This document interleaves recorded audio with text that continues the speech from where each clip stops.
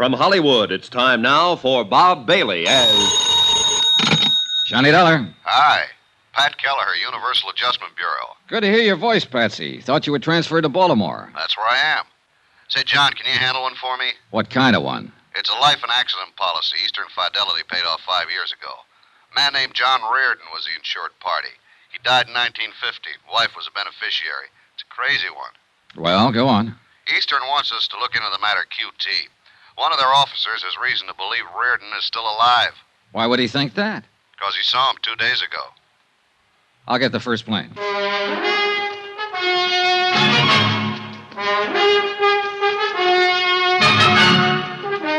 Tonight and every weekday night, Bob Bailey in the transcribed adventures of the man with the action-packed expense account, America's fabulous freelance insurance investigator. Yours truly, Johnny Dollar.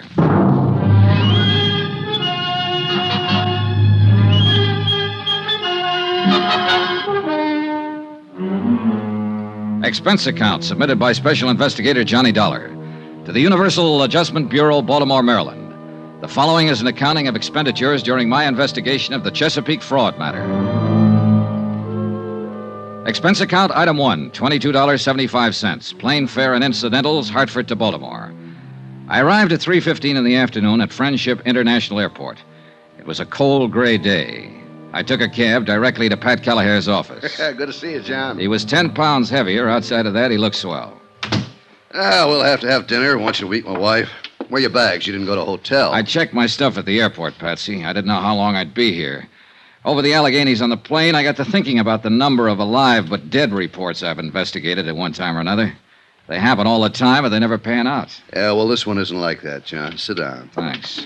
You know, when a man like Paul Coombs, chairman of the board for Eastern Fidelity, not to mention vice president of 2 oil companies and 1 construction company, when he romps in here and says somebody's still alive, it's supposed to be dead, we got to listen to him. Sure you do, Pat. It's your job. Your job now. Coombs claims he not only saw Reardon, but talked to him. I'll go into that later. Policy was issued in 1944. Mm-hmm. My wife's the beneficiary. Yeah. Elizabeth Jane Reardon, $10,000. 20, John. Double indemnity on the accident clause. Oh.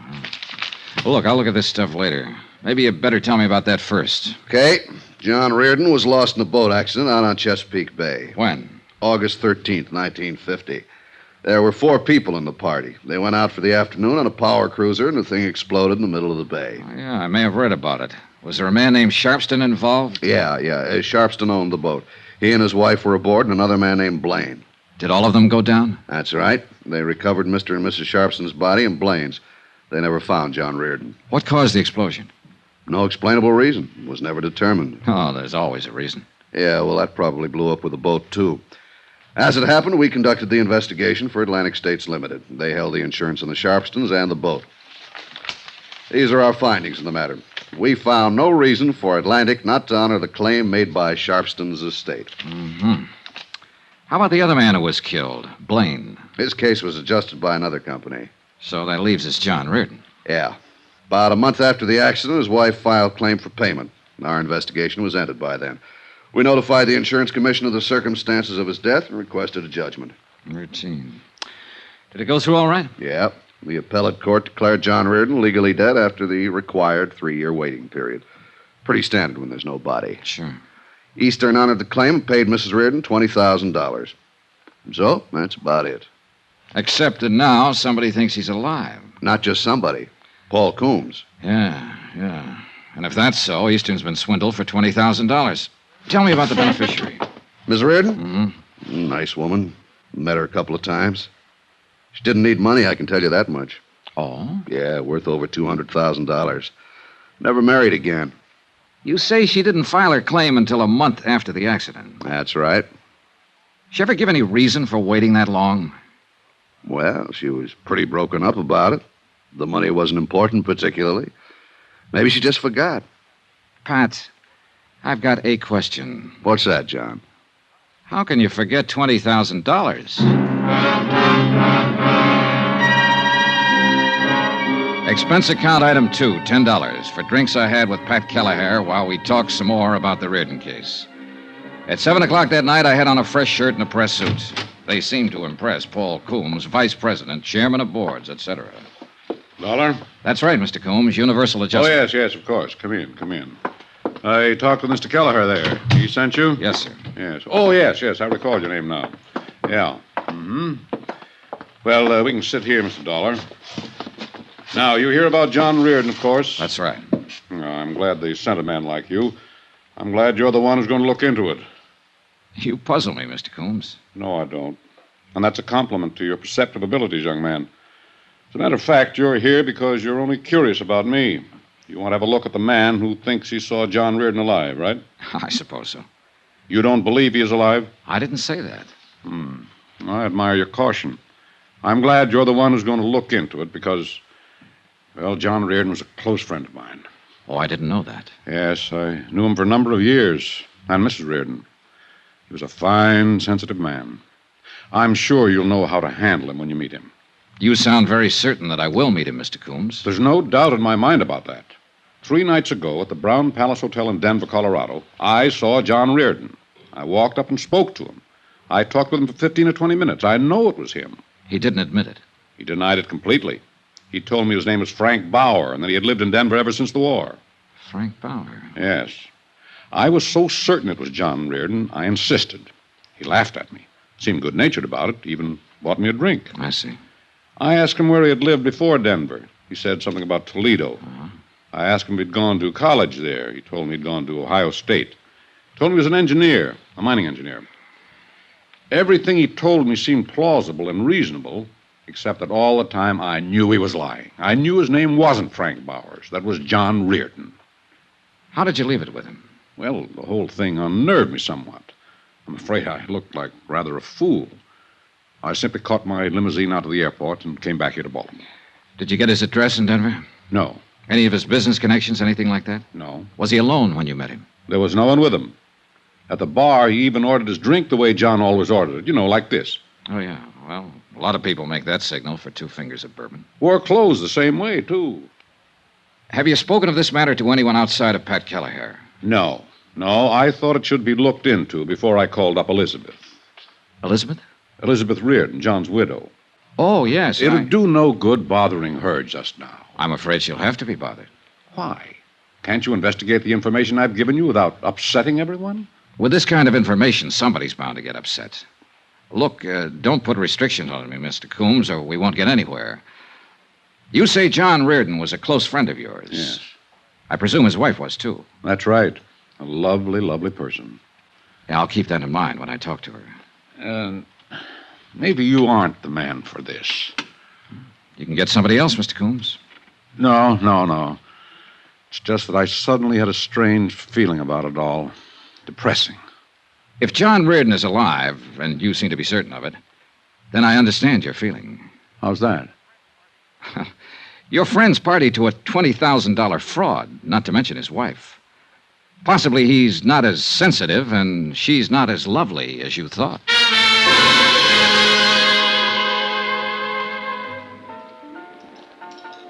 I spent the rest of the evening with Pat Kelleher and his wife, hoping to see the bright lights and listen to some laughter. We picked a couple of fancy bistros and started the rounds to watch champagne flow and eavesdrop on the happy stories of success, promotion, and love. But it didn't work. Like the place, John? It's swell. You're as low as a cricket's ankle. Well, today a man kept telling me a friend of his was alive who's supposed to be dead. He told me what a fine fella this friend is, or was. Yeah. 99 times out of 100, I tell him to go jump in the lake, but Paul Coombs comes under the title reliable witness in anybody's book. Give me a match. Here. How you fix for plans? Start somebody looking into Frank, whatever his name is, in Denver, who's supposed to be Reardon. I'll start with the beneficiary, but... Miss Reardon? Yeah. I'll march out and say, let me look at some pictures of your husband. What kind of a guy was he? Did you enjoy each other or try to kill each other? Did you ever, Why didn't Coombs look into it himself? Why didn't he go out to the widow and tell her about his meeting the guy in Denver? Because he came to us, John. Yeah, I know, Patsy. I'm sorry. But the prospect of going to somebody, anybody, with a flimsy story like that makes me sore. It might get her hopes up that her husband's alive. And that's a lousy thing to do. Reliable or not, Coombs is probably all wet. Probably. Sour racket. Sour racket. You being a parrot? Just being agreeable, John. If you want to be sad, I'll be sad with you. We both know situations like this are part of the trade. Oh, I should have been a... Oh, let's have another belt. Sure. Waiter. Well, John, maybe another way to handle Mrs. Reardon with that. That's her over there at the bar. Nice, isn't she? Hey, she is lovely. Nothing. She looks a little tight. Yeah, well, I hear she gets that way quite a bit these days. Say, John, you want me to introduce you like a friend? It might make it easier. No, I'll handle it myself. Who's with her? Beats me. He's looking for a phone booth. Pat. Yeah. I may be able to find out what I want and not let her know what it's about. You mean right now? I mean right now.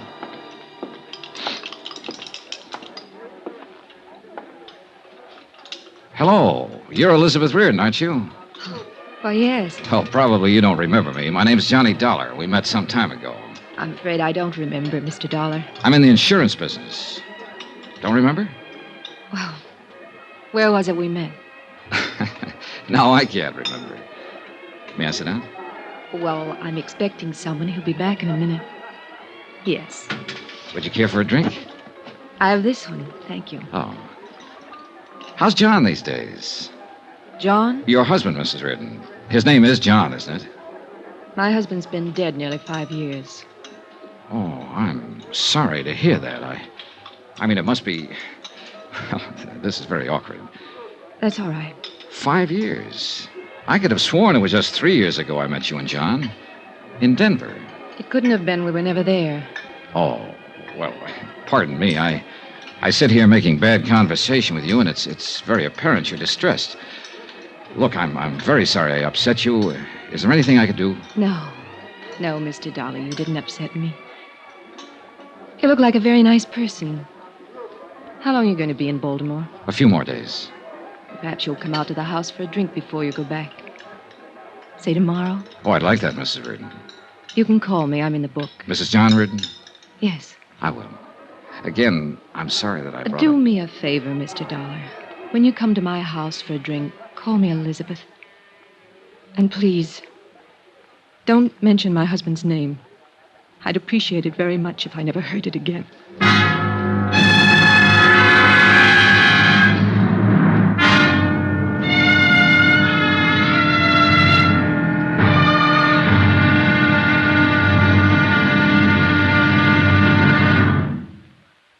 There'll be another exciting episode in our story of the Chesapeake fraud matter tomorrow. Tomorrow, a little talk to a widow who might not be a widow at all. And a strong feeling that a smile can sometimes be more dangerous than a gun. Join us, won't you? Yours truly, Johnny Dollar.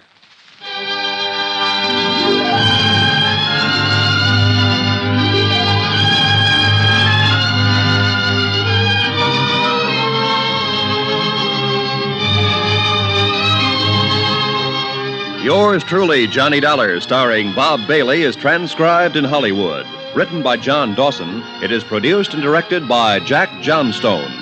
Be sure to join us tomorrow night, same time and station, for the next exciting episode of Yours truly, Johnny Dollar. Roy Rowan speaking.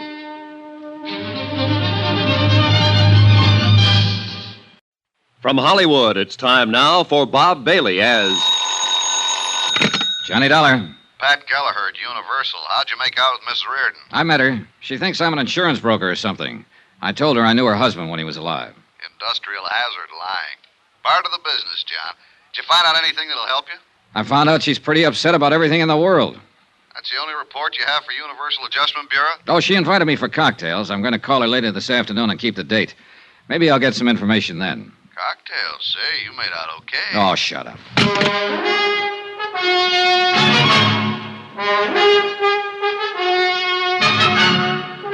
Tonight and every weekday night, Bob Bailey in the transcribed adventures of the man with the action-packed expense account, America's fabulous freelance insurance investigator... Yours truly, Johnny Dollar.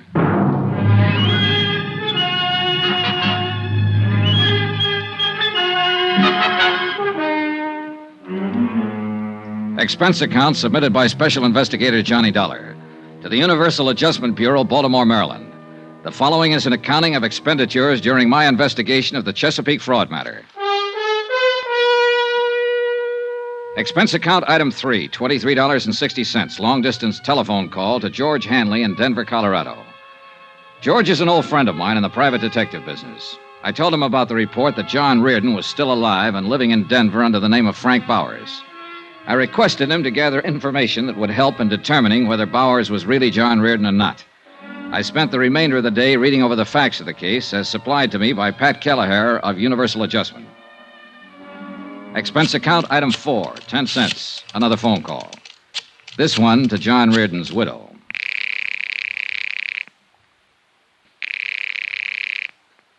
Hello? Mrs. Reardon? Yes. This is Johnny Dollar. Oh, yes, Mr. Dollar. You're the man who used to know John? Yes. I asked you over for a drink. I hope you're coming. What time? 7 would be fine.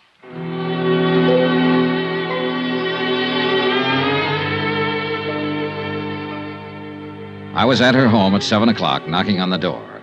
It was a nice home, and she seemed like a nice person. Even nicer than the night before. I asked you to call me Elizabeth, Mr. Dollar. I remember. Yes, you also asked me not to mention your husband's name. I wish you'd forget that. I was upset last night when we met. Forgive me? How's your drink? That's swell. I don't know why, but I feel I should explain myself a little more about saying what I did about John. I was very shocked at his death. I suppose I still am, even though it was 5 years ago. It always disturbs me when I'm reminded of it. Yet it's good to be reminded, I suppose. To know that he really is dead. That he won't come through that door anymore. That he won't telephone me from the office or make any plans with me. Does that make sense? I suppose so. Oh, we can drink another one. Sometimes things make more sense with a few drinks. Sometimes they don't make any sense at all, Elizabeth. That's right, too, Johnny. You know, I like you. I like you. Tell me about your business. You said insurance? Yes. You're a broker? Well, not exactly. A salesman? No. I'm an investigator. That must be terribly interesting work. I suppose you travel everywhere. Have you ever been to... She had a nice mouth. Soft, frank, wide-open eyes. A couple of times I was on the verge of telling her exactly what I was working on and why I was talking to her. But I didn't. Somehow I felt comfortable in the house. Over the drinks and music, we eventually got around to John Reardon. She told me of their 4 years' marriage that ended with his sudden death. Gave me everything I could possibly want to have. Why do I tell you all this? I never talked to anybody about it. Oh, I don't know. Possibly because you just want to talk to somebody about it. You're easy to talk to, Johnny. I was 19 when I was married. I'd never known another man. It was wonderful at first. Wonderful all the time, I suppose. I just wasn't grown up enough to realize it. Can I ask you a question? Surely. Did you really love him? Yes. I'm not convinced. Why? Oh, just a feeling. Well, I did. I'm not so sure he loved me. That's an awful thing to say. No, I don't think so. It's probably been on your mind a long time. You don't know me from a load of coal, but we've sat here and talked an hour. I think I know you. I think so, too. You still seem very despondent about his death. Yet you aren't sure he loved you. I loved him. Oh. Here I am explaining things again, I suppose because they sound so foolish. Once, we both loved each other. Very much. But we kicked it away. We just didn't get along. He was out spending his money on other people, and I was taking up this pastime. Can you tell when I've had too much? No. Thank you. Thank you awfully. Oh, Hugh. Elizabeth. Johnny, this is Hugh Bryan. This is Mr. Dollar, Hugh. Hello, Mr. Dollar. How's your drink, Liz? Fine. Now tell me again, who is this? This is Mr. Dollar. What's your business, Mr. Dollar? I haven't seen you around before. Obviously, you just met Miss Reardon, or you'd never start drinking with her. I wouldn't. No. That's true, Liz, isn't it? He was a friend of John's, Hugh. Well, that's nice. I don't think I ever heard him mention your name. I was a friend of his, too. As a matter of fact, his attorney. Hugh, you don't have to do this in And front since of John is no longer here, I've undertaken to look after some of the problems he left behind him, as an old friend would. Elizabeth, say good night to Mr. Dollar. Now, look here, say good Hugh. night to him. He's just leaving. Maybe it's better right now, Johnny. Good night. Do you want me to leave? She just said it would be better. I'll call you at your hotel. Good night.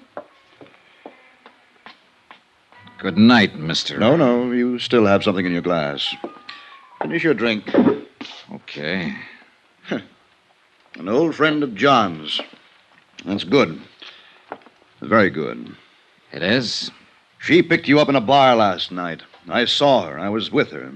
You never knew John Reardon in your life. You have no business being here, and I don't like cheap opportunists invading her home. Evidently, you can talk to her any way you want to, and she'll take it. Why, I don't know. But don't talk to me that way. I don't have to take anything. You were just leaving, weren't you? Hugh Bryan was a large, bristling sort of man with a smooth manner. I didn't like him, and he didn't like me. Expense account item 5, $18. Even cab fares, lunches, etc., in and about Chesapeake Bay, talking to the principals connected with the boat explosion death of John Reardon. One of these was Lieutenant Jack Halverson, United States Coast Guard. You want some coffee? If I have to go out in that wind to get it, no.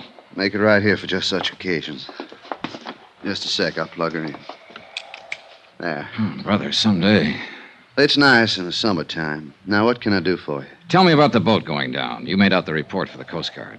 You mean the Sharpston's boat? Yeah. We have a reliable witness who thinks that one of the passengers, a man named John Reardon, didn't go down with it at all, that he's still alive. You said you had my report. Those are the facts. But you picked up 3 bodies. Why not the 4th? Why not Reardon's? Well, we searched the bay for a solid week looking for his body. We used every piece of equipment at our disposal. We did everything we could. But you didn't find him. First, you come in here complaining about our weather. Now you're mad about the way we run the Coast Guard. I'm sorry. It's a very lousy-sounding apology. What do you want to find out? How that boat exploded? Why you couldn't find Reardon's body if you found the others? Now, look, if a bunch of rich jerks want to take a high-powered boat out and they don't know the first thing about high-test fuel or engine running, they're doing it at their own risk. That help? Yes, something. I wish you could have put it on the report. That's my ideas, buddy. The report just has the facts. Now, for the other, about finding Reardon, I don't know why. He blew up, went down, or drifted out to sea. If his body had been in the bay, we'd found it. Was there a chance he might have survived and been rescued? All we had left of the boat was pieces of wreckage, and if he was rescued, it was never reported, and I wouldn't know about that. Could that have happened? Sure. I could be an admiral tomorrow, too. It was 4 o'clock in the afternoon when I got to Elizabeth Reardon's house. You? Hello, Mr. Bryan. Is Mrs. Reardon in? No. Then I'll wait. It's important that I see her. I thought I made it clear to you last night I didn't want her being molested. You did make it clear and cruel, Mr. Bryan. Now, I'm here. Any business for her comes to me first. I'm an insurance investigator. I know that. She told me. But she didn't tell you because she didn't know, and I didn't want her to know, that I'm working on a case that involves her. What? I have a report that her husband might still be alive. Come in, Mr. Dollar. I'll have to admit that Hugh Bryan's concern was as genuine as his surprise. He led me into the house and we sat at the bar. Only this time, no one had a drink. He listened while I told him about the report of Paul Coombs, that John Reardon was living in Denver under the name of Frank Bowers. Do you think there's any truth to it? It doesn't matter what I think, Mr. Bryan. I have to investigate it. Yes, of course. And if he were alive, it'd be the best thing in the world. Would it? Of course. She's been lost without him all these years. She needs him, Mr. Dollar. She always needed him. This little bit of drinking has been going on too long. These tearful little episodes with one man or another. Oh, yes, I mistook you for one of those last night. I apologize for that sincerely. Actually, Mr. Dollar, she's been quite a task. Uh-huh. Well, maybe I better talk to her now. Do you have to? There's certain information I'd like to get. I think she's the only one who can give it to me. You'll have to tell her about the report? Yes. And there's probably so much talk, but it'll give her a terrible kind of hope. All right, I'll get her. Oh, you'd better mix one for her. She'll need it. Wait a minute. Yeah? I need vital statistics on Reardon. Pictures, handwriting samples, everything. Could you help me gather them? I'll do anything I can. Well, then there's no need to bother her, is there? You're a gentleman, Mr. Dollar. I don't know why. I do. You don't want to hurt her any more than I do. An hour later, I was back in my hotel room. The next day, I had an appointment to meet Hugh Bryan and get all the material I had asked for. I was more depressed than ever about the case. About then, the phone rang. Johnny Dollar. Johnny? Yes. This is Elizabeth Reardon. Please don't look for him. What? Just forget it. Did Hugh Bryan tell you what I was about? I overheard you two talking. Don't bother with it. John's dead, and that's that. Promise me. Promise you won't do anything else. I'm sorry, Elizabeth. I have to investigate it. Johnny, is that final? I'm sorry. I don't have any choice. Elizabeth? Elizabeth!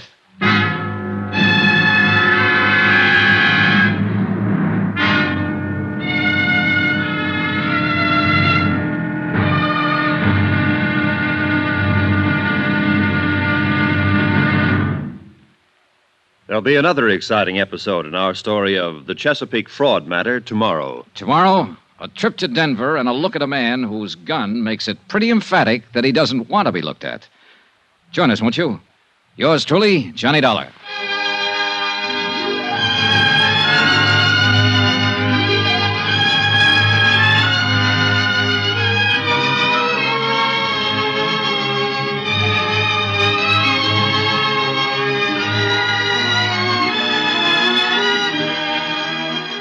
Yours truly, Johnny Dollar, starring Bob Bailey, is transcribed in Hollywood. Written by John Dawson, it is produced and directed by Jack Johnstone. Be sure to join us tomorrow night, same time and station, for the next exciting episode of Yours truly, Johnny Dollar. Roy Rowan speaking.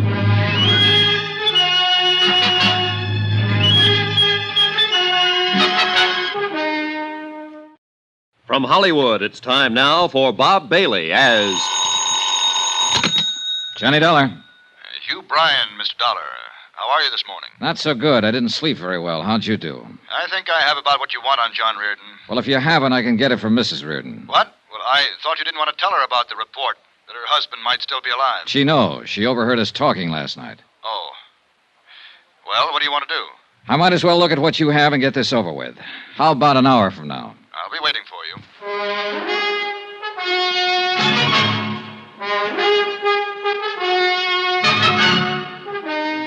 Tonight and every weekday night, Bob Bailey in the transcribed adventures of the man with the action-packed expense account, America's fabulous freelance insurance investigator. Yours truly, Johnny Dollar.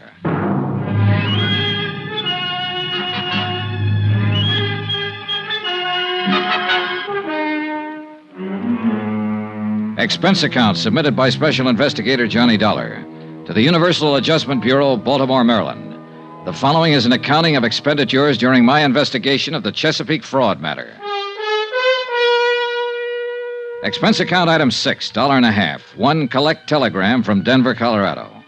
I've located Frank Bowers as per your request. Cursory investigation discloses little evidence that would lead me to believe he might be the John Reardon of Baltimore. Looks like a ham bone to me, Johnny. What do I do now? Signed, George Hanley, George Hanley Investigations Incorporated, Denver, Colorado. Item 7, $2. Same thing. Telegram from me. Things are about the same way here. Sit tight. I'll see you in a day or two. Love, Johnny. Once the telegrams were out of the way, I walked 3 blocks from my hotel to the office building of Hugh Bryan. It was an impressive place full of lawyers and doctors. Hugh Bryan looked a little haggard when I saw him. It took me a while to get all this together. Half the night. There wasn't that big a rush. Oh, get it out of the way. The sooner you have what you need, the sooner you can make sure, and the sooner I won't worry about it anymore.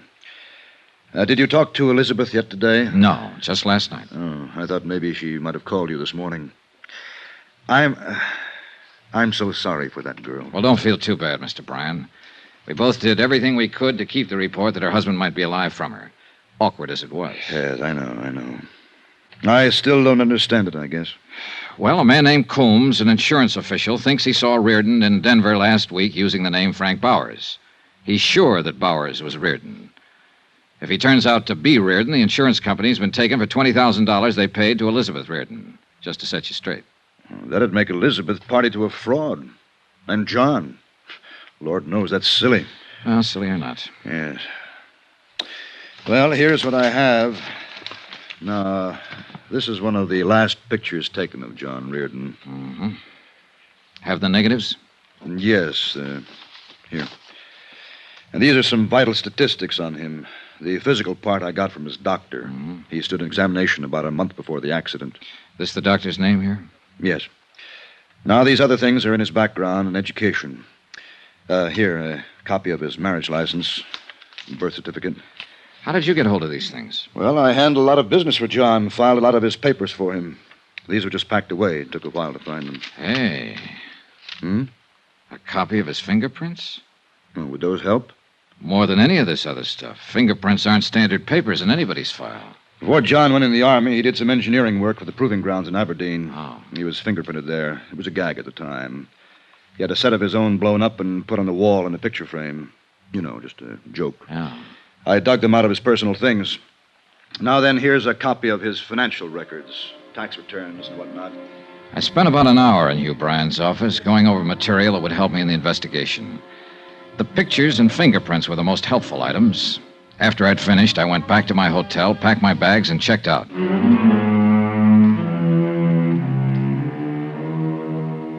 Expense account item 8, $398. My hotel and incidentals in Baltimore and plane fare to Denver. I got there at 9 in the morning. The air crisp, thin, and full of sunshine.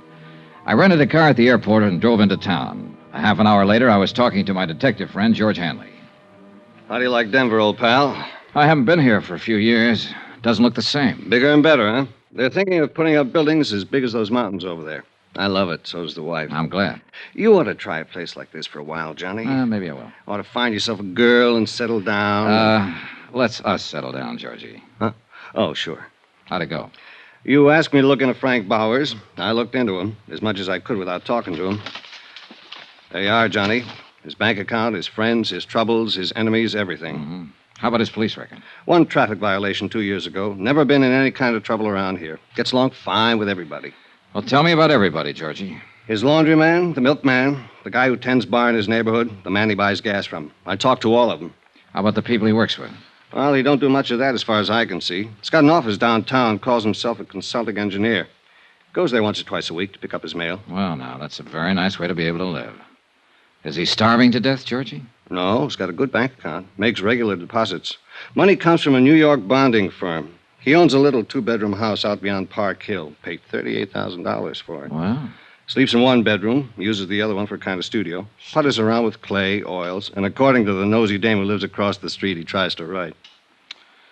How about his friends? Lots of them. Pays his bills, gets drunk now and then, normal. Tell me about his wife. He hasn't got one. Lives alone. Find out who he goes with, Georgie? No. As much as I could find out, he doesn't go with anybody. Enemies? Well, the guy in the cleaning shop hates his guts. Bowers doesn't like his shirts with starch. Did you check out the residency business? As far as I could. He bought that house out in Park Hill in 1951. Paid cash for it. Record of the sale gives his former residence as Toledo, Ohio. Well, how long has he been a resident here? As near as I can figure, and this is just rough, 4 or 5 years ago, the first financial transaction was the house he bought. The next was a car. He could have been here a long time before that, though. Well, the time element would fit for Reardon. What do you think, Georgie? I think you're probably wasting a lot of money investigating this guy.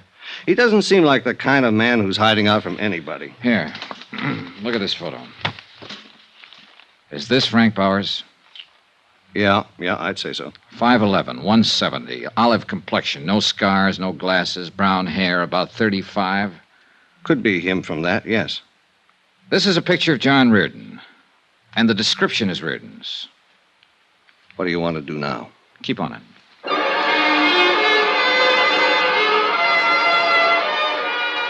I got George Hanley busy making a check with some people in Toledo who could find out whether or not a Frank Bauer had once lived there.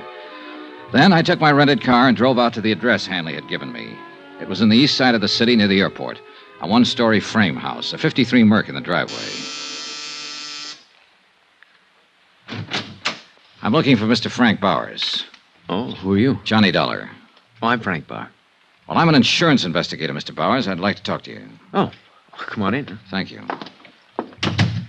Take a chair anywhere, huh? What's on your mind? Just making a routine check, Mr. Bowers. Thought perhaps you could help me.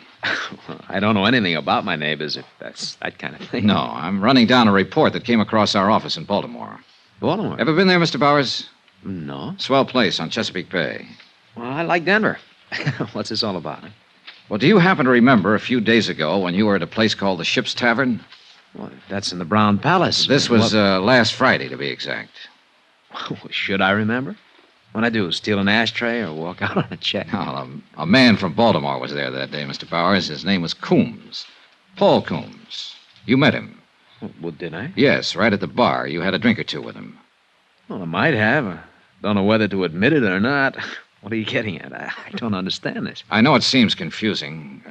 Maybe this will help. Take a look at this. Mm-hmm. Now, you must admit you look a great deal like the man in that picture. Yeah. I suppose I do. Well, I'll be darned. Hey, I'd do it that. You know, this could be a picture of me. That's why I'm here, Mr. Bowers. You see, the company I represent insured the man in this picture for quite an amount of money. His name was John Reardon. He was lost in a boat accident in Chesapeake Bay 5 years ago. The Mr. Coombs who met you at the bar here last week thought you were John Reardon. Well, I don't blame him. But I'm not. Close, though. Now, want to smoke? Oh, thanks. Thanks. Sure. Mr. Coombs was a lifelong friend of John Reardon's. I have his sworn statement here about that meeting with you and the certainty of his identity. You do? Yes, right here. Would you like to see it? Well, not particularly. I understand you went to Ohio State. What year did you graduate? I didn't go to Ohio State. Look, what is this, huh? Well, that's what you told Mr. Coombs. It's in the statement. Oh, I remember that bird now. Oh, I might have told him anything, Mr. Dollar. You know, he's one of those inquisitive kind, real sure of himself. Yeah, I remember. Look, don't tell me they sent you all the way out here from Baltimore. They did. And that guy say so? Mm-hmm. Well, that's funny. Did you go to college, Mr. Bowers? What? I'd like to clear up that detail. Did you go to college? Well, yes. I went to Carnegie Tech, 36 through 40. You haven't lived all your life in Colorado, then. Where else have you lived? Look, do you have any right to ask me questions like this? No, but you'll help me a lot if you'll answer them. Well, why not? Okay, I've lived in New York, Pittsburgh, Kansas City, Toledo, around the country. Came here a few years ago with my health. Seemed good for my asthma. Ever been married? Once in 1942. It didn't last long. Oh, what else you want to know? Well, look, you in a hurry? I can come back later. No, it's not that. Well, look, you seem like a nice guy, Dollar, but it just makes me uncomfortable answering these questions of yours. I appreciate the time you've given me already, Mr. Bauer. Please understand, it's a matter of establishing identity. But you know who I am. I just told you. That's true.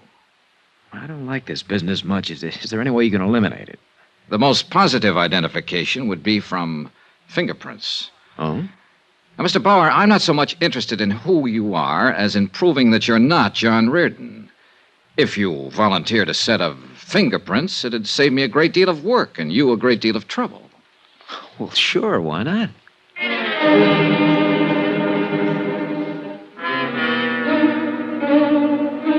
We drove downtown together to George Hanley's office and used the portable fingerprint kit. I took a complete set of Frank Bauer's prints he attached. I thanked him for his time and trouble, and he left. If he was trying to cover something, it certainly wasn't apparent from his conversational reactions. There had been a moment when I was sure he wasn't Frank Bauer. On the other hand, I was sure that he wasn't John Reardon. That cuts it, Johnny. Right thumb and index prints don't match at all. Oh, not even close, George. And I thought I was getting somewhere. I found out he was never in Toledo, or at least never registered or licensed as an engineer. Well, these prints do it. When you going home, Johnny? Oh, I don't know. There's no reason to stick around any longer. This is crazy. You proved your case with the prints. He was too anxious to help me prove it, Georgie. You ask any ordinary man on the street 2 personal questions about himself, and he'll tell you to go jump in the lake. You ask him for his fingerprints, and he's liable to smash you. So? Get on him. Stay with him 24 hours a day. Get a couple of other men. It'll cost you money. Get busy. Expense account item 9, $200, detective service. I didn't believe Frank Bowers. I didn't believe his background. And most of all, I didn't believe his fingerprints.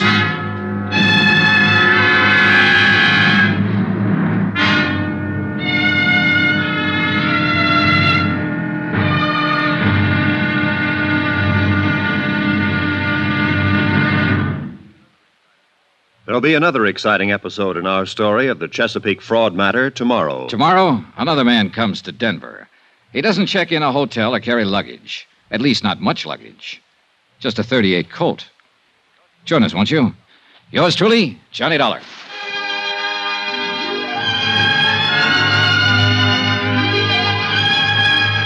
Yours truly, Johnny Dollar, starring Bob Bailey, is transcribed in Hollywood. Written by John Dawson, it is produced and directed by Jack Johnstone.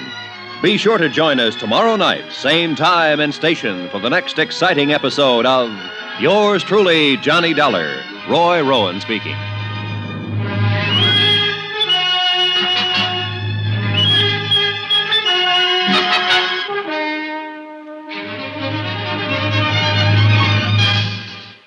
From Hollywood, it's time now for Bob Bailey as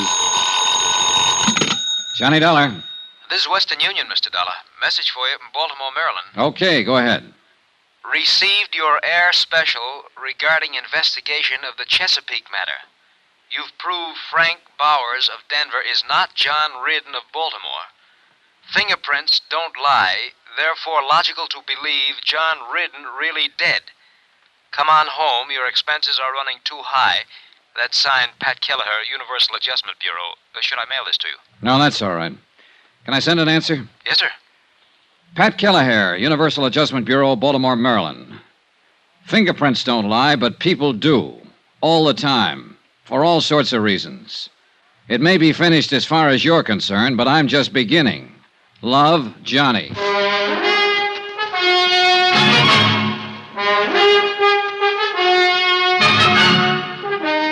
Tonight and every weekday night, Bob Bailey in the transcribed adventures of the man with the action-packed expense account, America's fabulous freelance insurance investigator. Yours truly, Johnny Dollar.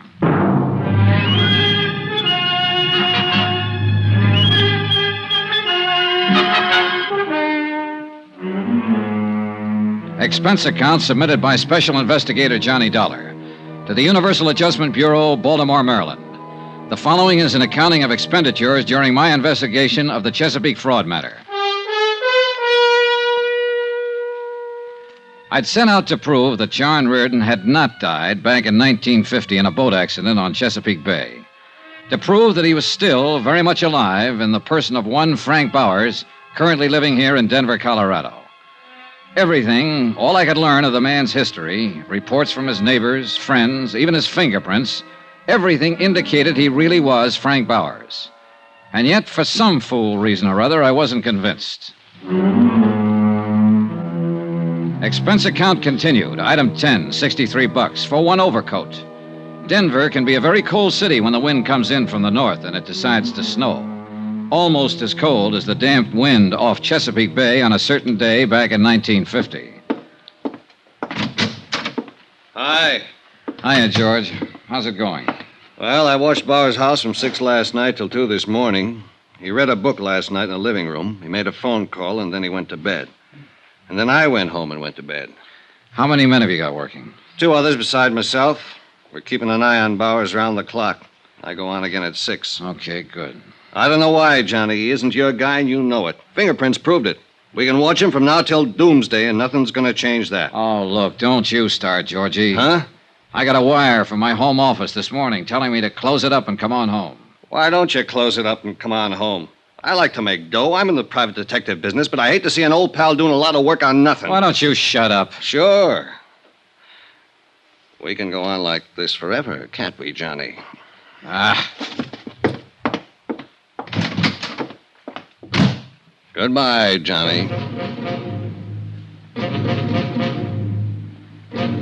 I I walked around the streets of Denver trying to enjoy the sights. But mostly, I wasn't enjoying anything. I was thinking about the whole case from beginning to end, and my only reason for hanging on and being stubborn about it was the fact that Frank Bowers had been too anxious to cooperate. Too anxious to help me prove so easily that he was not John Reardon. And then something else happened. He got anxious once more. Yeah? Mr. Dollar, this is Frank Bowers. Oh, hello. You didn't tell me where you were stopping. Phoned everywhere in town. Wondered how you made out. Made out? Yeah, with my fingerprints. Oh, yeah. Well, they don't match at all. Oh, then I'm not your man. Guess not, Mr. Bowers. Well, I was just curious. Didn't hear from you after you took the sample of my prints. Well, that was pretty nice of you to help me out. How can I thank you? Well, you could buy me a drink if you want to. Hey, you're on. All right, meet you at 6 at the Ship's Tavern. It was the voice of a confident man again. An overconfident man. The kind who sandbags in a poker game, who knows about a boat ride and a horse race. And so help me, I knew I was right about him. Expense account, item 11, $14, booze. For Frank Bowers and myself in the Ship's Tavern. The same bar, incidentally, where a week before, a close friend of the deceased John Reardon had run into Bowers and sworn he was John Reardon. When Bowers came in, he was followed by George Hanley, as per my instructions. I saw George pick a stool at the far end of the bar. Well, I suppose you'll be packing up and leaving the old Mile High City pretty quick now, huh? Did I say that, Frank? No, but I just suppose it. You will, won't you? Oh, I haven't decided yet. What do you think I should do? Huh? I said, what do you think I should do? Are you kidding me? Well, maybe I'm just kidding myself. But you don't seem like the kind of fella you should be, somehow. Oh, I don't, huh? No. Now, you were too nice about answering questions when I came out to your house the other day. Too nice about letting me fingerprint you so I could compare the samples with John Reardon's prints. Too nice about calling up and asking how it all came out. Came out bad, thank you. I'm a pretty nice fella. Yeah, that's what the book says. What book? I had a private detective friend make one up on you before I even got here. Friends, enemies, money, and whatnot. All very nice. Of course it is. You know what your trouble is, Dolly? You don't trust anybody. I'm a nice fella, and you don't trust me. You don't believe what you see. I believe the fingerprints don't match, if that's what you mean. You're the bird I don't believe. Hey, should I get sore? If you want to.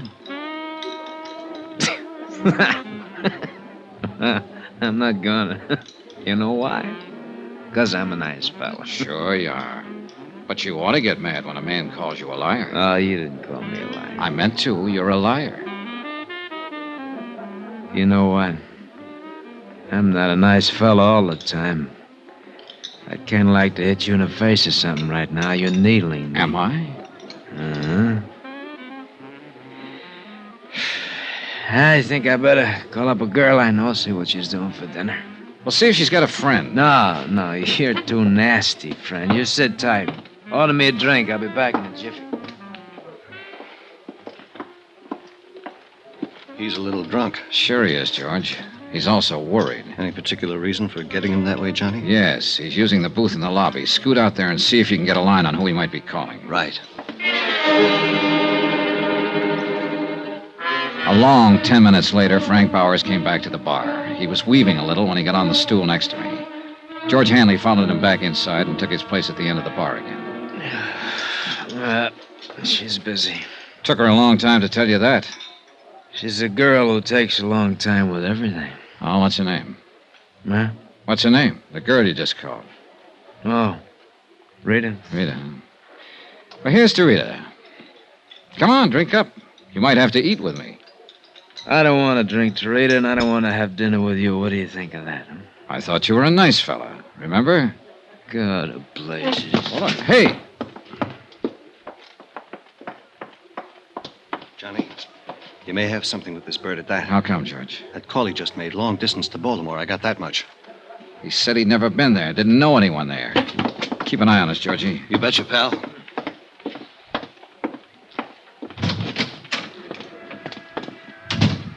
Hey, Frank. Hey, look, what's the matter, friend? I just left for you, I thought, for good. Oh, come on, I'll buy you dinner. You buy me nothing, Dollar.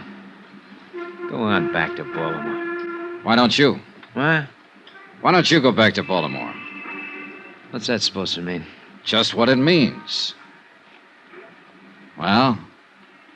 Maybe we better talk some more. Fine. My car's in the lot here. Okay.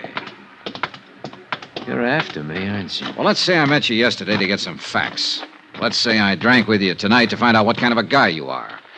I've done most of the talking up to date. Now it's your turn. Uh-huh. Well? I don't know whether I got anything to say to you. Oh, make up your mind, will you?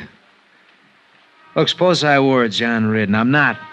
But suppose I were. I can't tell you what a court would do about an insurance fraud. No, you're just a clumsy ox stumbling around for some answers, and you haven't got any yet. Get out of my way. Wait a minute.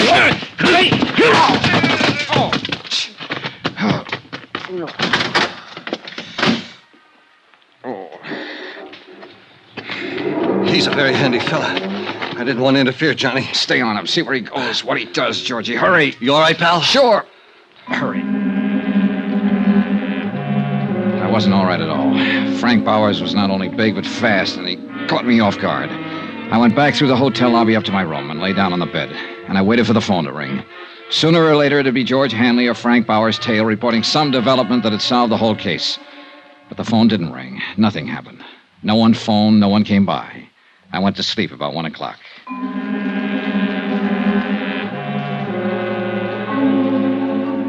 The next morning, George Hanley called and asked me how I was feeling after the punching session in the parking lot. He reported that Frank Bowers had jumped in his car, driven straight home, and gone straight to bed. Expense account item 12, 48 cents, postage. Cost of mailing a sample of Bowers' fingerprints to Washington, D.C. At 8 o'clock that night, I had another phone call. Hi, baby. This is George Hanley. How do you feel? Okay, what's up, Georgie? I'm still keeping my eye on Frank Bowers. He's nervous, all right. Been staying in the house all day.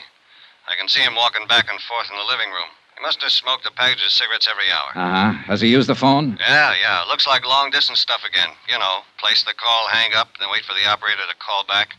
Possibly Baltimore again. Possible. How about it? I'm thinking. Where are you? Right across the street from his house. Be right out. The heater in my rented car wasn't working that night. I remember that part very well.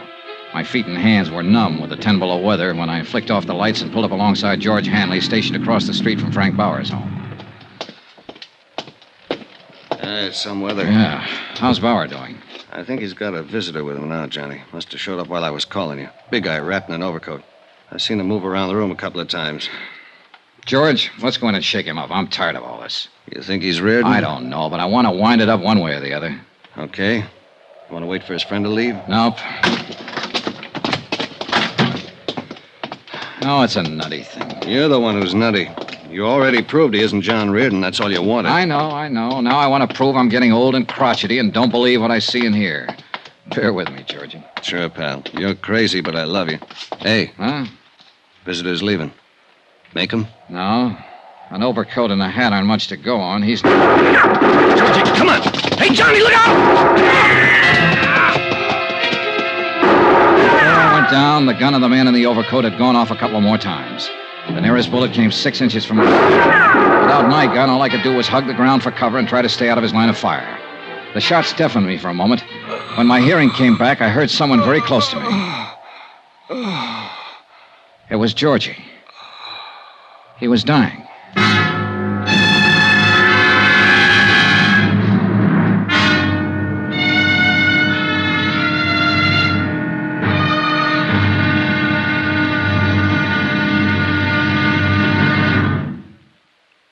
There'll be another exciting episode in our story of the Chesapeake fraud matter tomorrow. Tomorrow, proof that an insurance case is one thing, murder of a pal is something else. Tomorrow, the wind-up. Join us, won't you? Yours truly, Johnny Dollar.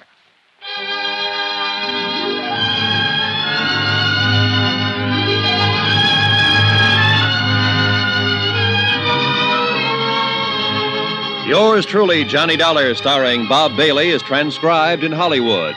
Written by John Dawson, it is produced and directed by Jack Johnstone.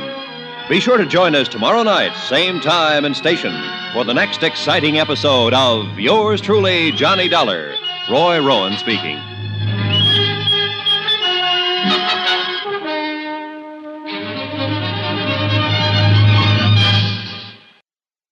From Hollywood, it's time now for Bob Bailey as Johnny Dollar. This is the operator. Ready with your call to Mr. Pat Kelleher in Baltimore. Go ahead, please. Hello? Hello, Pat. I got your wire. What's all this? What happened? We're still trying to find out. The man calling himself Frank Bowers was killed an hour ago. George Hanley, one of the operatives I had watching him, was killed, too. We've got a vague description of the killer. Are you all right? Yeah, but I'm going to be tied up with the police here. Well, you need money for bail or anything like that, just draw a draft on the company. I'll confirm it. Thanks, Pat. Too bad about your friend. Yeah, he was a good guy. I want to find out who killed him.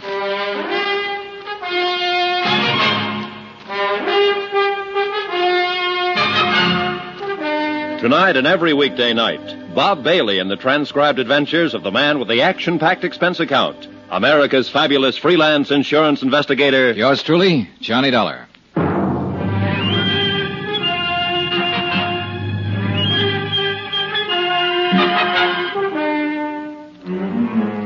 Expense account submitted by Special Investigator Johnny Dollar to Universal Adjustment Bureau, Baltimore, Maryland. The following is an accounting of expenditures during my investigation of the Chesapeake fraud matter. Expense account continued. Item 13, a quarter for some aspirin. It turned out to be a long night. Several homicide officers arrived at the double murder scene within a matter of minutes and got right down to the business at hand. Frank Bowers had been shot to death. George Hanley had been shot to death. Lieutenant Tom O'Neill was in charge, a big blond man who seemed to know what he was about. Okay, let's see that ID again. Here you go. Insurance investigator, That's right. Okay. What was your business here with these two men? My home office in Baltimore had reason to believe that Frank Bowers was really a man named John Reardon. Reardon was supposed to have died 5 years ago. I was sent out here to investigate it since there had been a $20,000 claim in the matter. Sure. I hired George Hanley to help me out. He was keeping an eye on Frank Bowers. I came out earlier tonight to give him a hand, and the shooting began. Any idea who did it? A big man in a top coat and a hat. I really didn't get a look at him, Lieutenant. I was busy with George Hanley. Sure. You carry a gun? Sometimes. I didn't have one tonight. You tried to chase the killer? I said I was busy with my friend. Yeah, that's right, you did. Well, how was your investigation coming along? Frank Bowers' fingerprints didn't match the samples I had for John Reardon, but it didn't satisfy me. There were a lot of things about him personally I couldn't accept. I harassed him a little last night, and he got pretty excited and slugged me.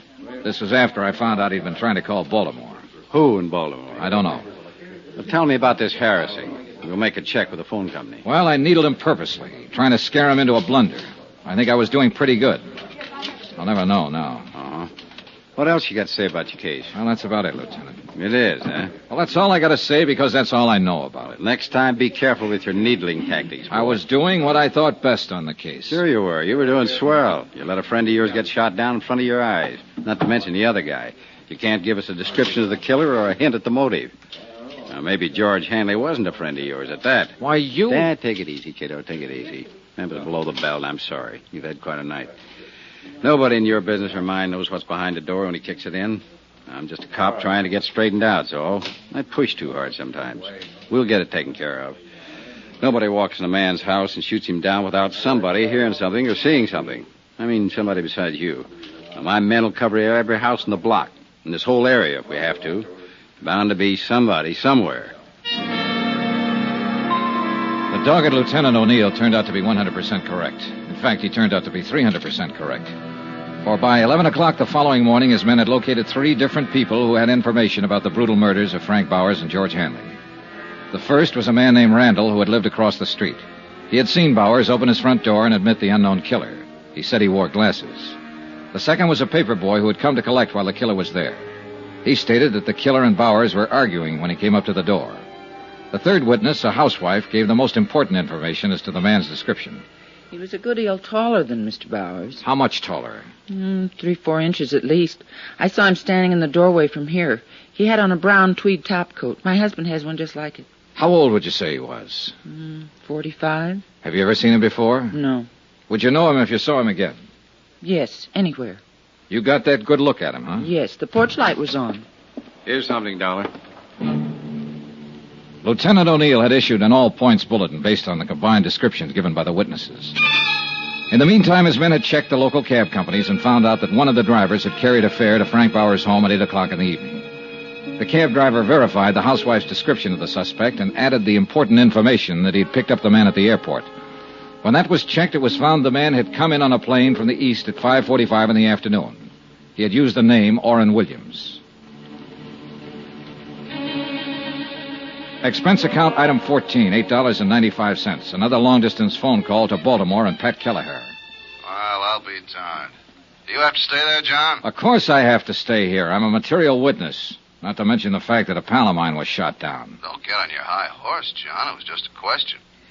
Have any idea what it was all about? Well, at the moment, I'm just sure a guy named Orrin Williams flew in, shot up 2 people, and beat it.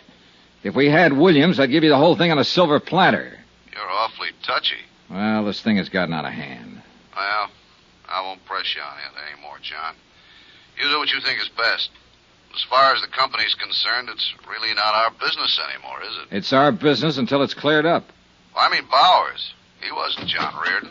Dollar? Hold it, Pat. Yeah? Answer from Washington on your wire. Yeah? Mm-hmm. Here. Let me see. Pat. Yeah? It is our business after all. Huh? The lieutenant here sent a hurry-up request to Washington on some of Bauer's fingerprints I mailed a couple of days ago. They check out. I don't get it. Bowers was John Reardon. Oh. Well, where'd you get the samples of Reardon's prints that didn't check out? From Hugh Bryan, Reardon's attorney. Well, I better call him. Don't you dare. Don't open your mouth. I'll handle it when I get there. Tell me about this fella, Hugh Bryan. According to the phone company, that's the man Bowers was trying to call in Baltimore. I told him all I knew, and Lieutenant O'Neill listened thoughtfully.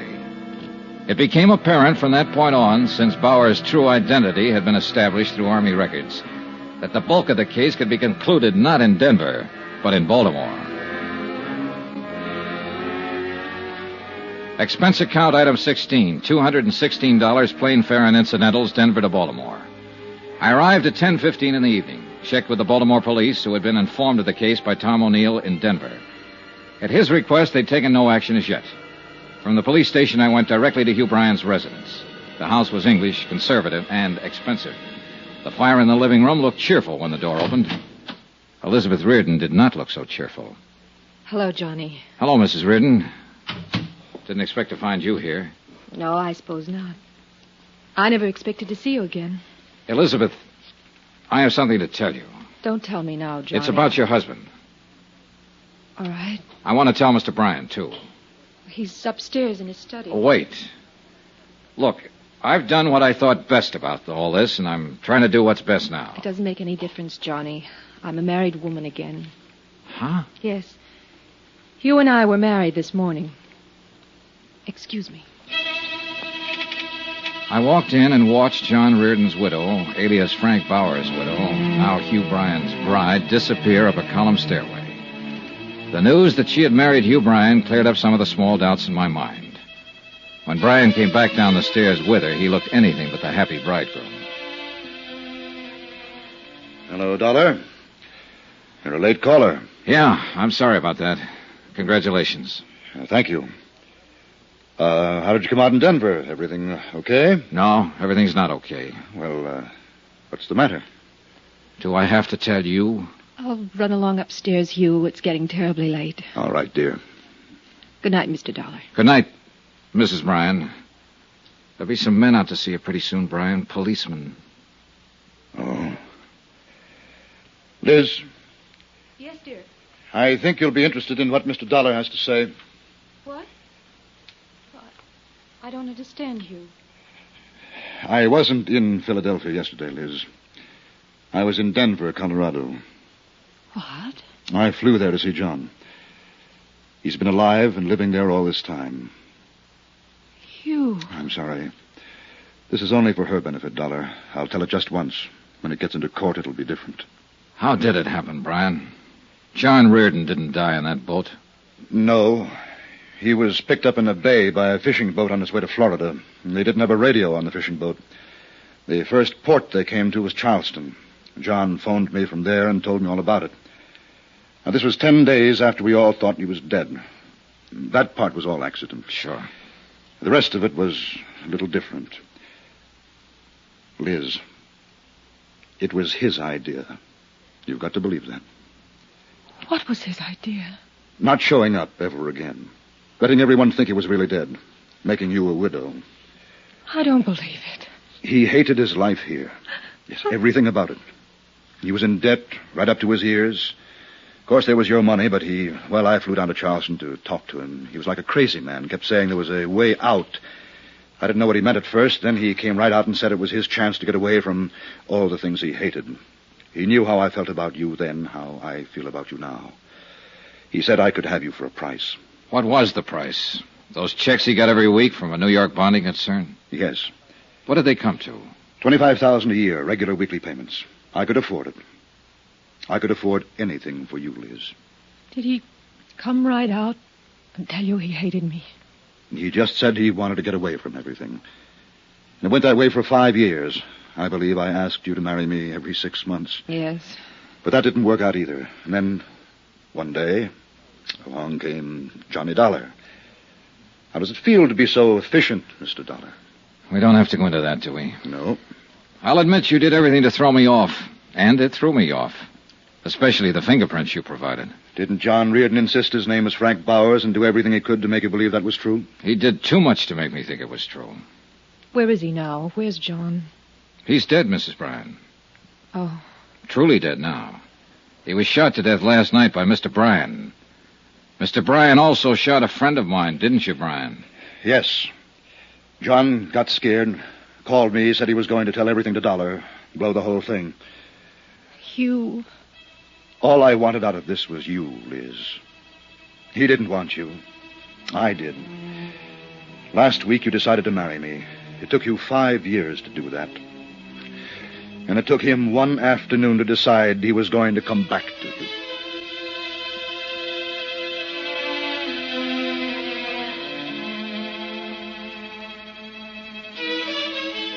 The proof that John Reardon's widow is guilty or not guilty of a fraudulent insurance claim is a matter for Eastern Fidelity to decide.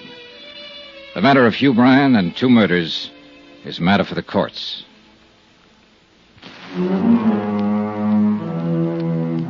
Expense account item 17, same as item 1, expenses from Baltimore to Hartford.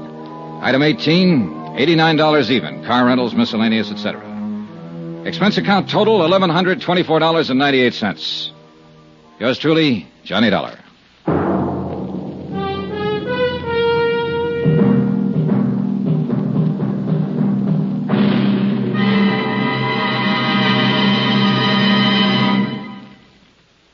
Remember, please, there'll be a new exciting story on Johnny Dollar beginning next Monday. Next week, a quiet, sleepy little town in Mexico and a beautiful senorita that... Well, things didn't stay quiet and sleepy for long. Join us, won't you? Yours truly, Johnny Dollar.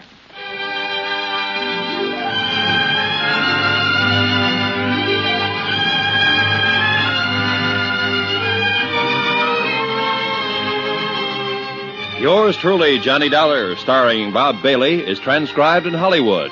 Written by John Dawson, it is produced and directed by Jack Johnstone. Heard in this week's cast were Gene Bates, D.J. Thompson, Hy Averback, Will Wright, John Daner, Tony Barrett, Paul Dubov, and Forrest Lewis. Be sure to join us on Monday night, same time and station, for another exciting story of Yours truly, Johnny Dollar. Roy Rowan speaking.